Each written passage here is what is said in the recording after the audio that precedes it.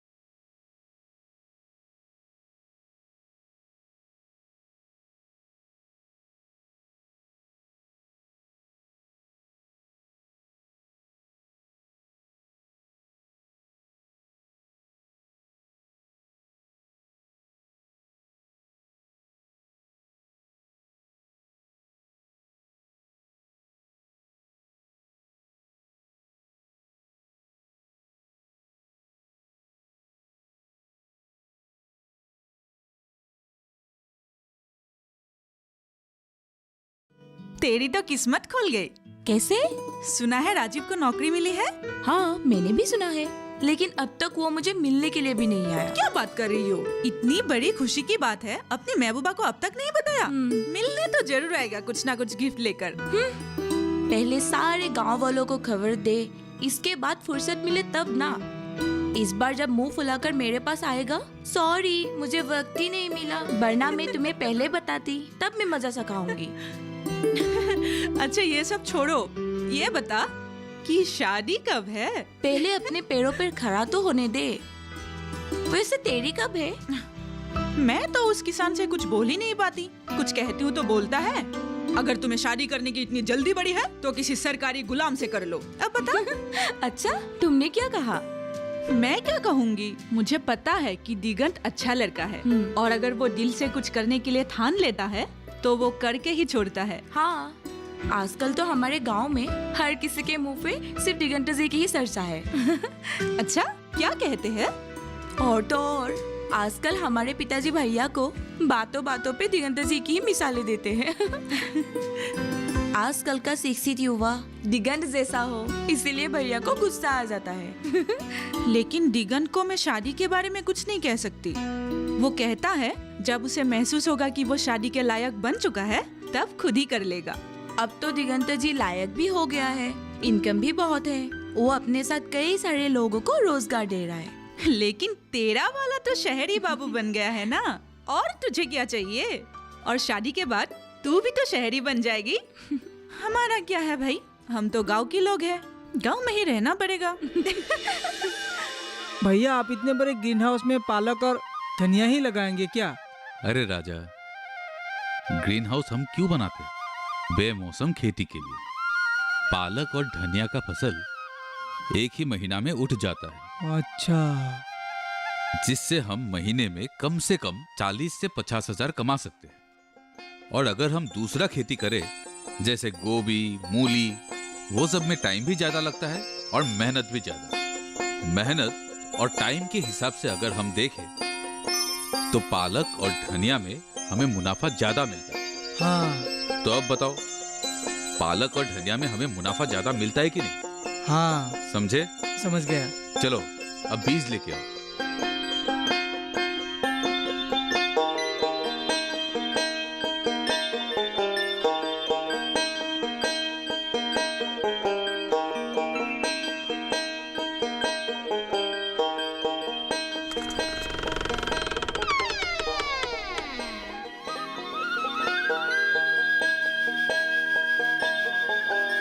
अरे राजा। हाँ भैया, मुर्गी को दाना देने जा रहा हूँ। तेरे ख्याल से और कितने दिनों तक ये मुर्गियां बेचने लायक हो जाएंगे? 15 दिन बाद।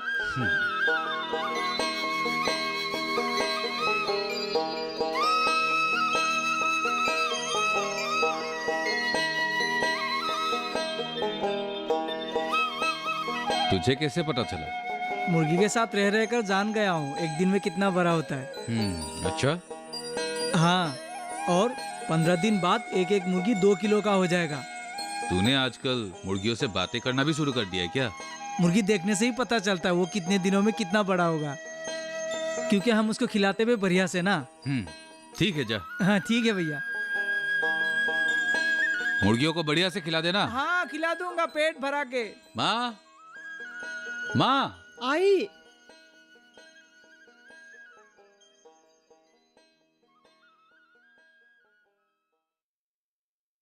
क्या हुआ बेटा?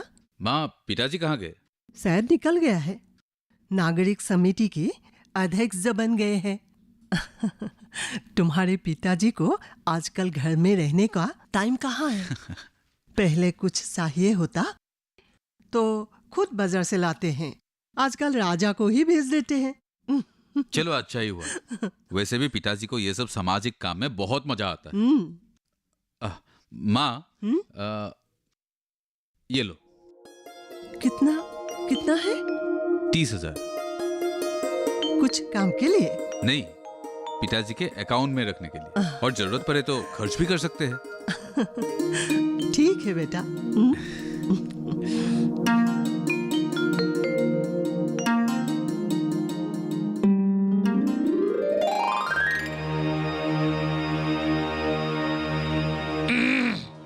अरे पहलवान, सो गया क्या? अरे अंकल, आइए आइए बैठिए। बस अंकल ऐसे ही बैठा था। अच्छा, तो खाना वाना हो गया? हाँ, और आपने खाया? अरे नहीं नहीं, मुन्नी पढ़ाई कर रही है ना, अगर हम अभी खाना खा ले तो वो बिना खाए ही सो जाएगी। अच्छा अच्छा, अकेले खाने को दिल नहीं करता होगा ना? हाँ, वही वही वही। पर तुम्हारा तनख्वाह हो गया क्या? हाँ अंकल, कल ही हुआ है। कल ही हो गया? हाँ। बहुत अच्छा बात है, बहुत अच्छा बात है। तो एक काम करना, कल सुबह किराया दे देना। आज 10 तारीख है ना? ठीक है अंकल, दे दूंगा। कल सुबह ऑफिस जाते वक्त दे जाऊंगा। अगर मैं कहीं बाहर निकल गया तो आंटी को दे देना, ठीक है? ठीक है अंकल। तो अभी रेस्ट करो, थक गए होंगे। हाँ अंकल। तो कल सुबह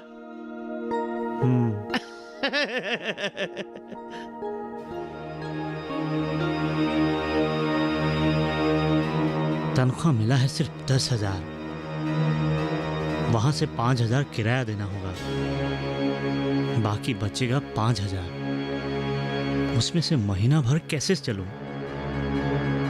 ये आसान बात नहीं है। गांव वाले शायद सोचते होंगे कि मैं नौकरी कर रहा हूं, बड़ी आराम से चल रहा हूं। ये सिर्फ मुझे ही पता है मैं कितनी आराम से हूं।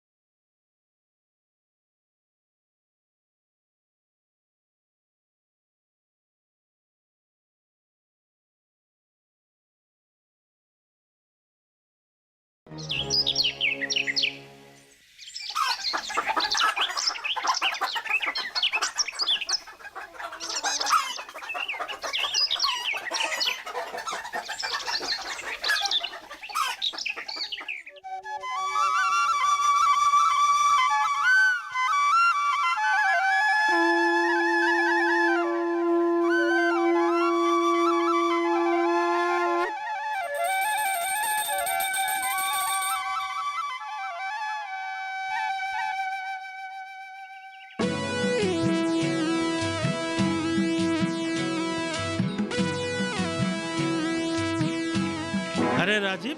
हाँ अंकल। कल सारी रात तुम्हारा रूम का लाइट जला हुआ था। हाँ अंकल, ऐसे ही लेटा था, कब नींद आ गई पता ही नहीं चला। इसीलिए सावधानी बरतना चाहिए। तुमसे तो मैं बिजली का एक्स्ट्रा चार्ज भी नहीं लेता और सिंगल रूम में मीटर भी नहीं लगा सकता। सॉरी अंकल, आगे से ऐसा नहीं होगा। अच्छा ठीक है, आगे थोड़ा ख्याल रखना।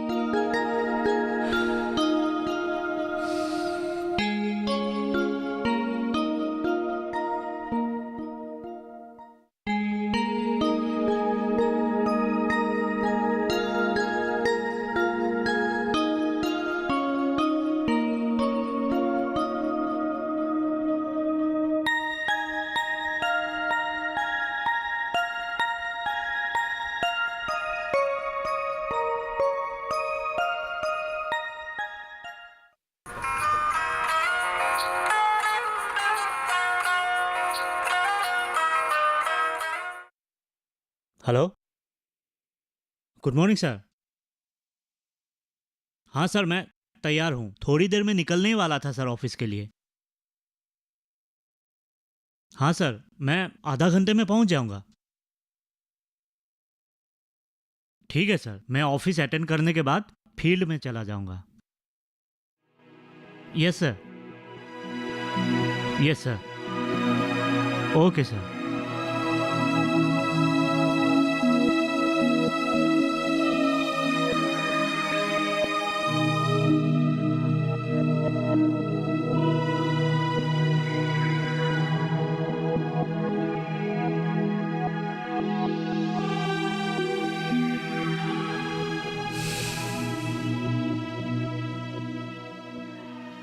हेमेन भाई, आपके बार हम एक काम करेंगे। हमारे जो गांव के सामूहिक पोखरी है वो हम दिगंतों को ही देंगे और किसी को नहीं। हाँ, जरूरत पड़ने से हम दिगंतों को जोर डालेंगे कि वो पोखरी को कांटेक्ट में ले। मैंने उसे पूछा था, उसने कहा अगर किसी को आपत्ति नहीं है तो ले लेगा।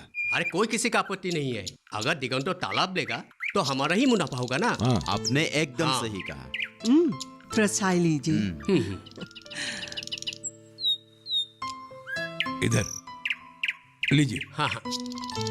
दिगंता घर में नहीं है क्या भाभी? नहीं, भैया गाड़ी खरीदने गए हैं। अच्छा, तो खाना तो होना चाहिए।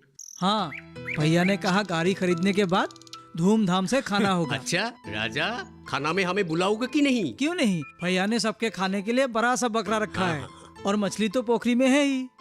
अरे पहले से ही तुमने सारे इंतजाम करके रखा।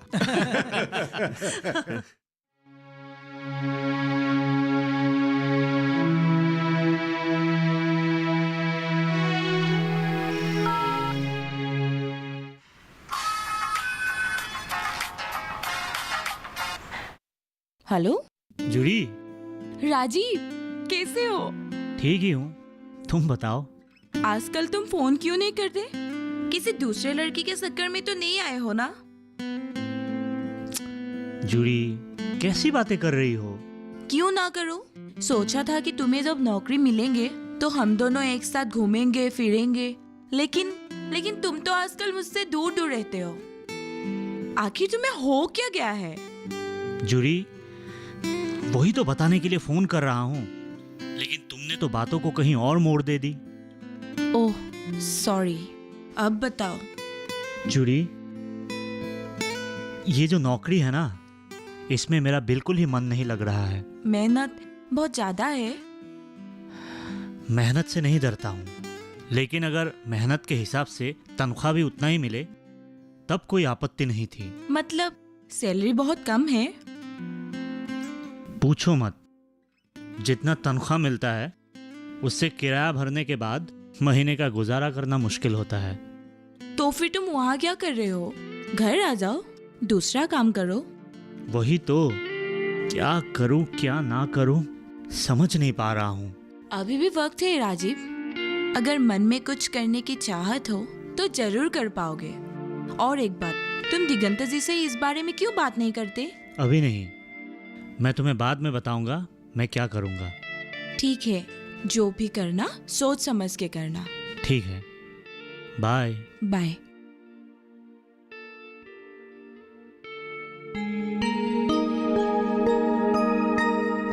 शायद मेरा शहर आने का फैसला ही गलत था।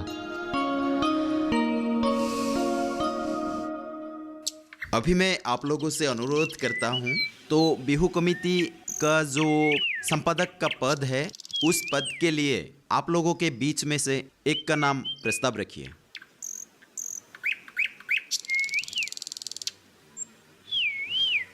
आदरणीय सभापति महोदय जी और यहाँ सभा में उपस्थित गांववासियों, आगामी बिहू के समिति के संपादक पद के लिए मैं दिगंत चौधरी का नाम प्रस्ताव रखता हूँ।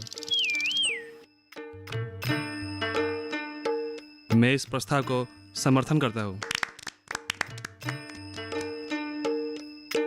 मेरे प्यारे बुजुर्गों और भाइयों, आज इस मीटिंग में हमारा पंचायत सभापति महोदय उपस्थित है, तो पंचायत सभापति महोदय जी आप लोगों से कुछ कहना चाहते हैं। मैं अनुरोध करता हूं, पंचायत महोदय जी, आपका जो कहना है वो कह दीजिए। सम्मान्य सभापति महोदय जी और सभा में उपस्थित सभी गांववासियों, मैं आप लोगों के सामने एक बहुत ही अच्छी खबर आज ऐलान करने जा रहा हूं। अगले महीने की 20 और 21 तारीख को पंजाब में होने वाले राष्ट्रीय कृषि सम्मेलन में हमारे प्रदेश से सिर्फ 2 ही किसानों को आमंत्रित किया गया है। उनमें से एक है हमारे गांव के ही दिगंत चौधरी, और हम सभी गांववासी की तरफ से उन्हें बधाई देना चाहते हैं।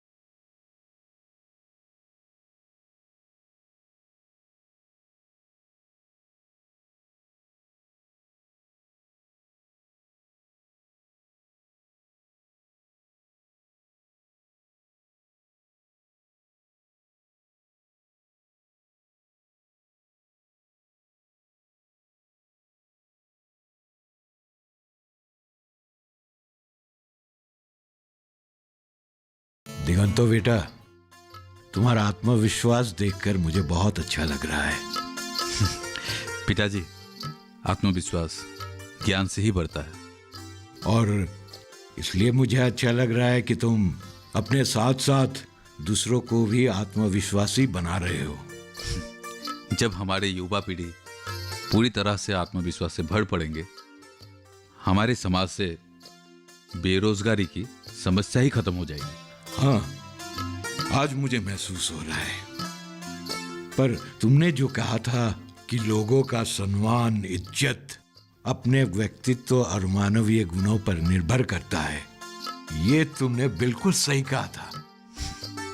पिताजी, आप लोगों के समर्थन के वजह से ही मैं आज यहाँ पहुंचा हूं। और अगर आप लोग इसी तरह मुझे समर्थन करते रहेंगे तो मैं और आगे बढ़ते जाऊंगा। तुम काम करते जाओ, हमारा आशीर्वाद हमेशा तुम्हारे साथ रहेगा।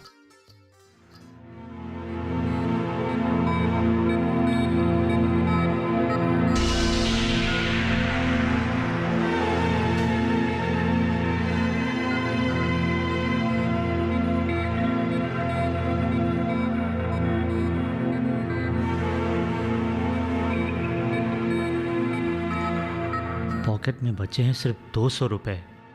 तनख्वाह मिलने में अभी भी 8 दिन बाकी है। 200 रुपए से 8 दिन कैसे चलूंगा? दिन रात मेहनत करके अगर किराए के पैसों के लिए भी टेंशन लेना पड़े तो शहर में रहने का क्या फायदा? छी, मैंने बहुत बड़ी गलती कर डाली। अब गांव भी नहीं लौट सकता और यहां तो चलना ही मुश्किल है। क्या करूं, क्या करूं? कुछ तो करना पड़ेगा। आ गया।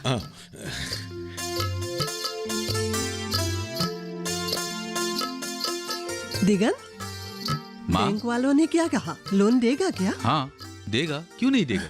हमारे ट्रांजैक्शन जो इतने अच्छे हैं, वैसे कुछ पेपर्स रेडी करने पड़ेंगे और बैंक वाले तो वैसे लोन देते ही रहते हैं। दिगंत, अरे आंटी, अंकल, नमस्ते। आप लोग सीधे घर से ही आए हैं ना? हाँ हाँ, घर से ही आई हूँ। तुमने राजीव को फोन किया कि नहीं?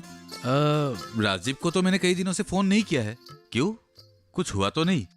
नहीं नहीं, कुछ नहीं हुआ। 2-3 दिनों से वो फोन नहीं कर रहा है और हमारा फोन भी नहीं लग रहा है। तब तो वो जरूर कोई पहाड़ी इलाके में गया होगा।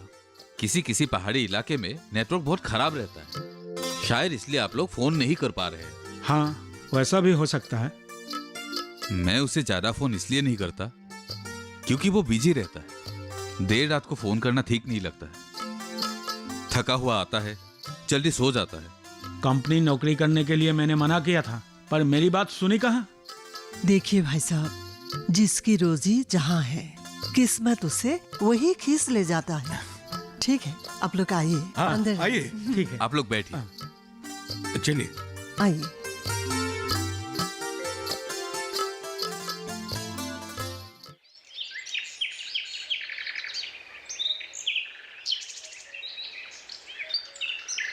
पल्लवी, तुमने मुझे क्यों बुलाया? दिगंता, मैं तुम्हारे लिए बहुत खुश हूँ। मैं किस्मत वाली हूँ कि तुम जैसा साथी मुझे मिला है। अच्छा, ऐसा मैंने क्या कर दिया? सच कह रही हूँ।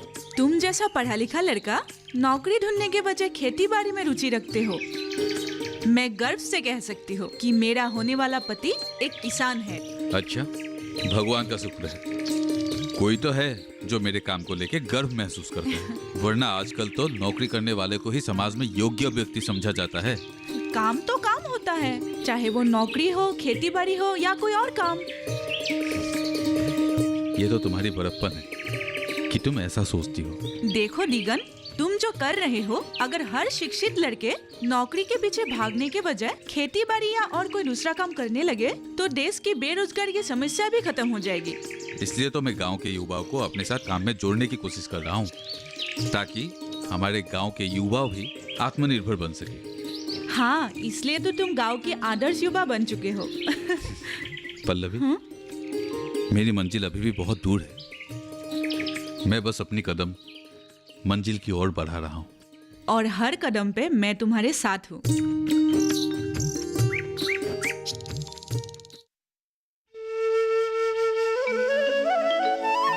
जी हाँ, आपको भी चाहिए था? हाँ हाँ बरकत भाई, क्यों नहीं। मैं आज ही अपने लोगों को कहकर आपका सामान रेडी रखूंगा। जी, आपको क्या क्या चाहिए था? फूलगोभी, पालक, पत्ता गोभी? जी जी, जरूर मिल जाएगा। आप बिल्कुल फिक्र मत कीजिए, कल सुबह ही आपके पास सामान पहुंच जाएगा। ठीक है बरकत भाई। अरे राजीव, कहां से आया यार? मैं कितने दिनों से फोन कर रहा हूं तुझे, लगता ही नहीं। मैंने तो सोचा था तू बाहर चला गया है। अरे मत पूछ यार, पिछले एक हफ्ते से मेरे मोबाइल पर आउटगोइंग और इनकमिंग दोनों बंद पड़ा है। क्यों? मोबाइल का बिल नहीं दिया ना। मोबाइल का बिल टाइम पर दिया कर। पॉकेट में पैसा रहे तब ना देंगे। राजीव, हर समय मजाक मत किया कर। सीरियसली दिगंता, मैं मजाक नहीं कर रहा हूँ। मुझसे बहुत बड़ी गलती हो गई। इतनी कम सैलरी में महीने का गुजारा करना शहर में मुश्किल है। राजीव, हाँ, 10,000 सैलरी में से अगर 5,000 किराया भर दूं, तो बाकी बचा 5,000 में महीने का गुजारा कैसे करूं? तू ही बता। तो वहां क्या कर रहा है? घर आजा। इसलिए तो तेरे पास आया हूं, बातचीत करने। आज शहर से सीधा तेरे पास ही आया हूं, घर गया ही नहीं। इसमें बातचीत करने की क्या जरूरत है? सीधे नौकरी रिजाइन कर और यहाँ मेरे साथ काम में जुड़ जा। दिगंता, तू तो बिल्कुल नहीं बदला, वैसा का वैसा ही है। मैंने तो सोचा था कि तू बदल जाएगा। अरे राजीव, लोगों का मन कभी नहीं बदलता, इसलिए हमें शिक्षा और ज्ञान बुद्धि की जरूरत है। मैंने तो पहले भी कहा था, हमारे प्रदेश में हर जगह इतने सारे संपदा है कि उसे अगर हम सही जगह काम पर लगाए तो शहर में नौकरी करने की क्या जरूरत है। हमारा गांव ही स्वर्ग से सुंदर है। सच में